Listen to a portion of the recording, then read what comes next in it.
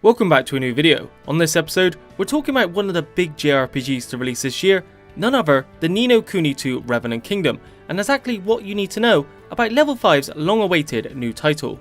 Despite being a sequel to the fantastic 2013 original game, Ni no Kuni 2 is set hundreds of years later, following a brand new cast of characters and story, so you don't need to have played the first to jump into the series.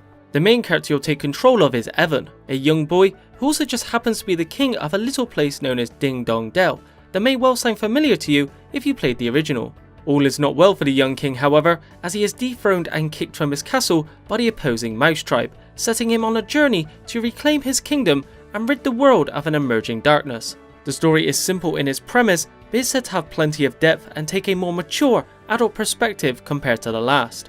Along Evan's journey, he'll be accompanied by two other companions, the first of which is Roland. Roland is a 48-year-old president from another dimension that also happens to be our own and is thrown into the world of Ni no Kuni, although strangely as a younger 20-year-old version of himself. Interestingly, Roland's inclusion was largely to give slightly older players a character in which they could relate to and will act as an advisor to Evan. Finally, the third cast member is Tani, a strong-minded tomboy who is the adopted daughter of a man named Batu, the boss of a group known as the Sky Pirates.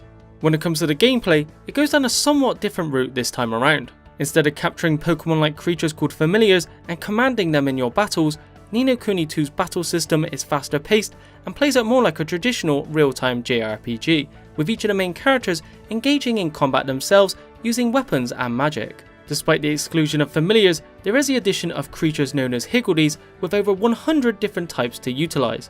Higgledies are spirits of heart and have different elemental affinities assigned to them, assisting you in combat in a variety of ways, from dealing damage to applying buffs and debuffs. In addition, a particular class of Higgledies called Higgledy Heroes also have benefits outside of battle, from allowing you to reach new areas, clear pathways, or show hidden passages.